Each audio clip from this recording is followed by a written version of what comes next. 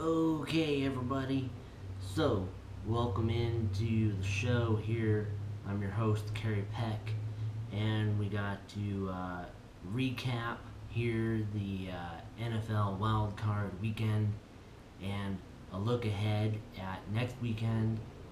And we're going to recap a little bit of the college football championship game last night between Alabama and Clemson.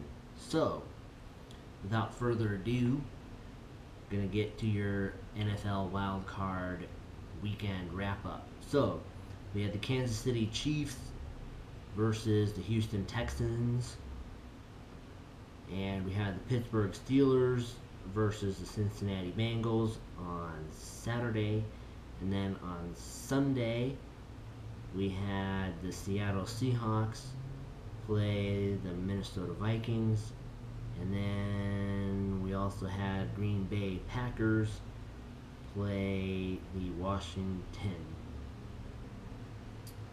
So, our first game was Kansas City and Houston. Kansas City beat Houston in a shutout, 30-0. Then we move on to Pittsburgh and Cincinnati for the primetime game on Saturday. The Pittsburgh Steelers beat the Cincinnati Bengals 18-16, and then move on to Sunday with the first game on Sunday, the Seattle Seahawks and Minnesota Vikings. Very close game. Very surprised this was so close. It was also really, really cold there in Minnesota, and Minnesota, as I should say, or Minnesota. Yeah. Anyways, it was really cold there, and one of the coldest games on record. It was rumored that Russell Wilson practiced throwing footballs in a walk-in freezer last week. So, yeah. And there was this 78-year-old guy connected to the Vikings somehow that walked out on the field to do the coin toss thingy. And here he is. It's like 16 degrees out, and here he is. He's wearing a polo shirt and slacks and nice dress shoes. And it's like everybody else has got long sleeves on. And so one more little funny note is that I seen several people posting on Facebook. They were like, "Yeah, I got a beer at the Minnesota and Seahawks game, but half of it was frozen, so it was more like a beer slushy." Anyways, next year the Minnesota Vikings are getting a new stadium, and they'll be indoors, so we won't have this problem. But anyways, yeah, like I said, a very close game. The Seattle Seahawks, though, did beat the Minnesota Vikings 10-0. Or, excuse me, 10-9. Excuse me. It was 10-9. So, a very close game. We won by a field goal. The last play of the game, if you haven't seen it yet, go, look it up. Missed field goal by the Minnesota Vikings. So, we won that one very closely. So, I'm pretty sure that the Seahawks are happy that they won that one, and they didn't have a long flight home. So, then we had the Green Bay Packers versus Washington, and the Green Bay Packers beat Washington 35-18. So, there you go. They move on, and we say goodbye to the Texans, we say goodbye to the Bengals, and we say goodbye to the Redskins. Now, briefly, before we move on to the divisional round, I heard today that they were still talking about whether or not they want to move 3 teams to the LA area. I think that I'm not positive if it got approved or not, but we will wait for final word on that. So here is what next weekend's games look like for you guys. We have the Kansas City Chiefs versus the New England Patriots, and then we have the Green Bay Packers and the Arizona Cardinals. That's on Saturday. Both those games are on Saturday. The Chiefs and Patriots are at 1:35 p.m. on CBS. And the Patriots are favored to win that game 64%. Then we have the Green Bay Packers on NBC at 5:15 p.m. That's your primetime game. Green Bay Packers versus Arizona Cardinals, NBC, 5:15 p.m. And the Cardinals are favored to win that game by 72%. I don't know if I like that or not, but okay. Then moving on to Sunday games. Again, the first game on Sunday is Seattle Seahawks and the Carolina Panthers on Fox at 10:05 a.m. And I don't like this at all. The Panthers are favored to win that game 57%. Ooh. And then moving on to the evening primetime game, we have the Pittsburgh Steelers and the Denver Broncos on CBS at 1:40 p.m. And your Denver Broncos are favored to win by 69%. So there you go. And then next week is the conference champs. So we'll have 2 teams from the NFC and 2 teams from the AFC, and we'll see who gets to go to the Super Bowl. And then the next week, January 31st, is the Pro Bowl on ESPN. So one of the games next week is on CBS, and the other game next week is on Fox. And then your Super Bowl, February 7th, is on CBS. So there you go, at 3:30 p.m. Set your DVRs, mark your calendars, there you go. So that is the NFL wrap-up. Not a whole lot to talk about from the Seahawks game, because like I said, it was a low-scoring game. But, we got the W, and that's what counts. We're staying alive. Alright, moving on to the college football championship game, Alabama versus Clemson.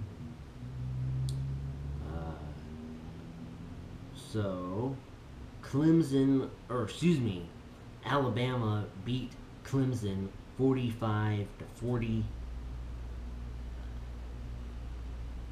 I'll just read this really quick article. This is CFB. This is on the Bleacher Report. So, defense doesn't win championships. Special teams and big plays win championships. The Alabama Crimson Tide shocked the Clemson Tigers with 4 touchdowns of 50 yards or more on the way to a 45-40 victory in the college football playoff national championship game on Monday night. It was Alabama's fourth national title since the 2009 season, and it cemented its recent run as one of the best ever, as ESPN Stats and Info highlighted.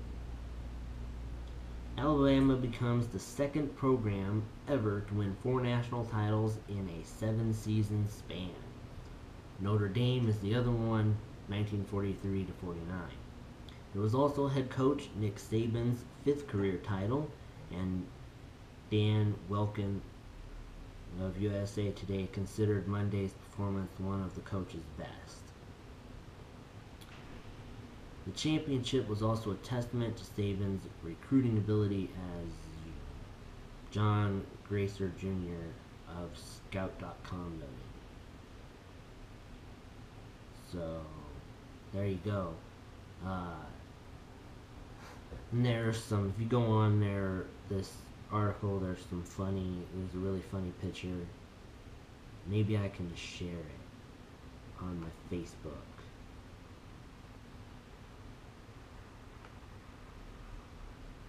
Ooh, yeah, no, I don't have a Twitter account.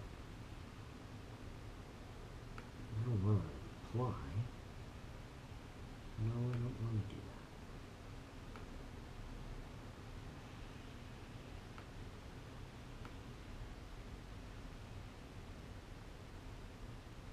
No, I don't want to do that.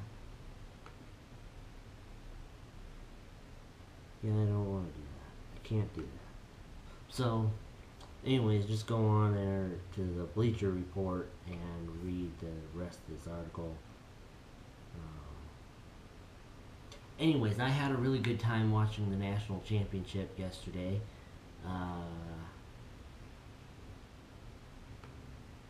I watched most of the game on ESPNU with the Homer's Megacast. It was pretty cool. It took some getting used to because they had like 3 or 4 different camera angles going all at once. So, but that was pretty fun. What the Homer's Megacast is they had a notable player from Clemson and a notable player from Alabama alumni down there on the sidelines with a reporter from ESPN, and they were just giving the play-by-play right there on the sidelines. So that was kind of cool.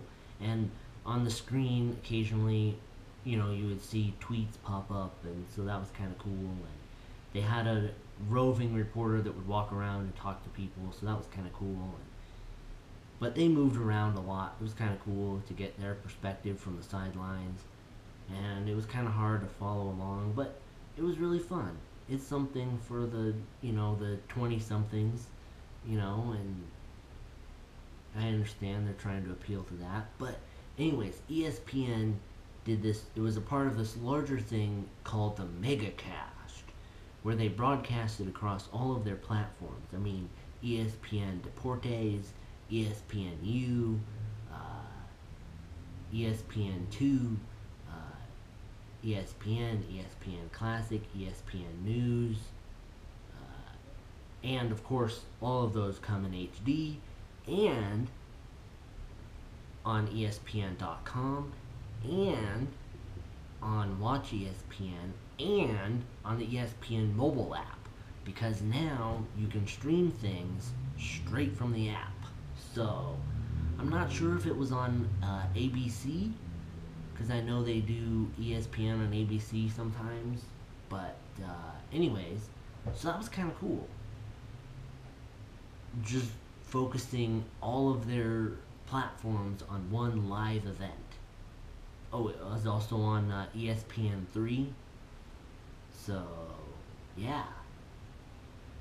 It was really cool. Lots of fun. In the first half, it was back and forth.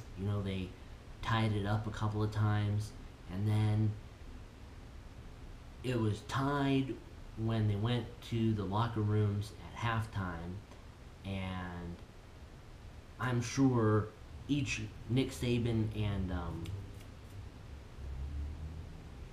I'm sure the coach from Clemson, I'm sure they both said something similar like, hey guys, I know it's a tough game out there and we're fighting hard, and I know we're tied out there, but hey, that's a good thing. We go out there now, we wipe the slate clean, and it's 0-0, and we, go out there and win the second quarter, or win the second half, So, that's my clock.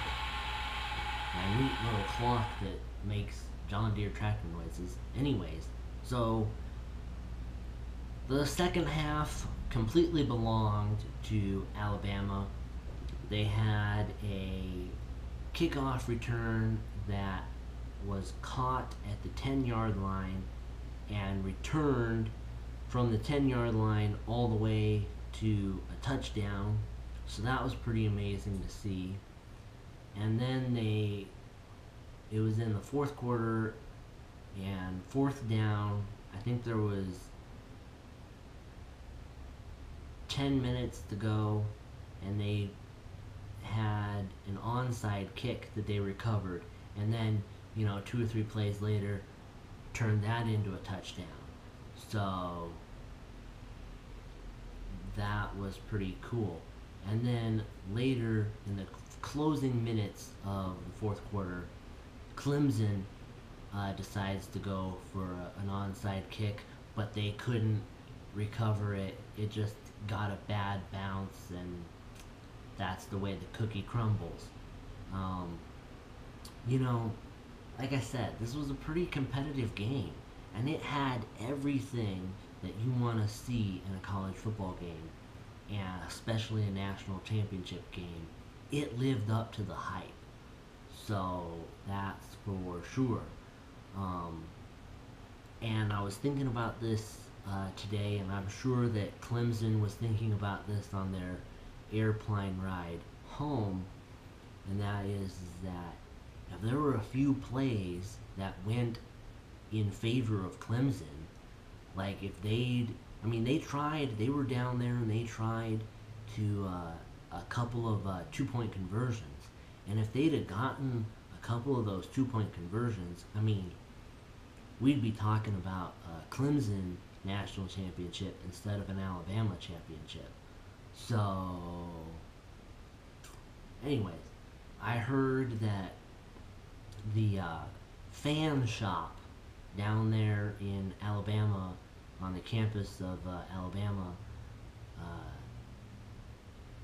already yesterday had 4 or 5 boxes full of t-shirts that said, Alabama National Champs 2016 on it. They already had the t-shirts printed, but that's not an uncommon thing. Clemson probably had some t-shirts already printed, stored away in a box somewhere, or ESPN. Somebody probably had a bunch of, a set box of t-shirts for in case Alabama won, and a set box in case Clemson won. They do that for the Super Bowl too, and for the NBA championship, and for World Series too.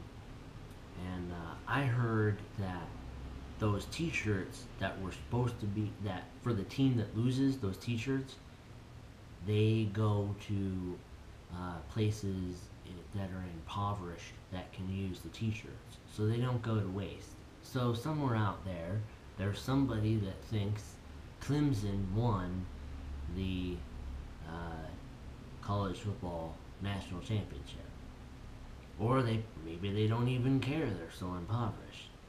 But anyways, so yeah.